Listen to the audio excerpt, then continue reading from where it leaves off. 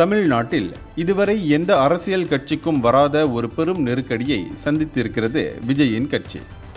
விஜய் தனது பிரச்சாரங்களில் ஒரே நேரத்தில் 2 பெரும் கட்சிகளை எதிர்த்ததால் வந்த விளைவுதான் இது. தாவேகா ஒரு கட்சியாக இன்னும் அங்கீகாரம் பெறவில்லை. ஒரு தேர்தலை கூட இன்னும் சந்திக்கவில்லை. சின்னம் கூட இன்னும் இல்லை. ஆனால் இந்தியாவை ஆளுகின்ற பலமான கட்சி பாஜகவையும் தமிழ்நாட்டை ஆளுகின்ற திமுகவையும் எதிர்த்து நிற்பது நகைப்பாக இருந்தாலும் உண்மையில் விஜய் தில்லான ஒரு அரசியல்வாதி என்றே நினைக்க தோணுகிறது. எனினும் விஜய் சந்திக்கும் இப்போதைய நெருக்கடிகளை தமக்கு சந்தர்ப்பமாக உருவாக்கி விஜயை தம்வசம் வளைத்துக் கொள்ளும் முயற்சியை இன்னமும் டெல்லி தரப்பும் கைவிடவில்லை. நீங்கள் பாஜக திமுக என ஒரே நேரத்தில் 2 ஆளும் கட்சிகளை எதிர்க்க நீங்கள் ஜெயலலிதா கிடையாது. மேலும் கரூர் வழக்கில் கோர்ட் உங்கள் மீது கோபத்தை காட்டிவிட்டது. டெல்லி சப்போர்ட் இல்லாமல் நீங்கள் தாக்குப்பிடிக்க முடியாது. அத்துடன் தேர்தல் நேரத்திலும் எங்கள் உதவி தேவை.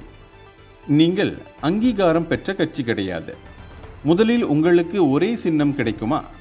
தமிழ்நாடு முழுக்க தொகுதிக்கு தொகுதி வேறு சின்னம் கொடுத்தால் என்ன செய்வீர்கள்? அதை வாங்கவும் கோர்ட்டுக்கு செல்ல நேரிடும். சின்னம் கிடைக்கவில்லை என்றால் நீங்கள் தேர்தலில் கடுமையான நெருக்கடிகளை சந்திப்பீர்கள் என்று விஜயிடம் டெல்லி தரப்பு அழுத்தம் கொடுப்பதாக தகவல்கள் வெளிவருகின்றன. இதனிடையே கட்சி தொடங்கி ஒரு வருடத்தில் விஜய்க்கு முக்கியமான 2 சிக்கல்கள் ஏற்பட்டுள்ளன. ஒன்று கரூர் வழக்கு. அடுத்தது 2015இல் வெளியான புலி திரைப்பட சம்பளத்தில் ஒரு பகுதியான 4.93 கோடி ரூபாயை ரொக்கமாக பெற்றதாக வருமான வரித்துறையால் விதிக்கப்பட்ட 1.5 கோடி ரூபாய் அபராதத்தை எதிர்த்து தொடுத்த வழக்கும் விஜய்க்கு பாதகமாக மாறி வருகிறது.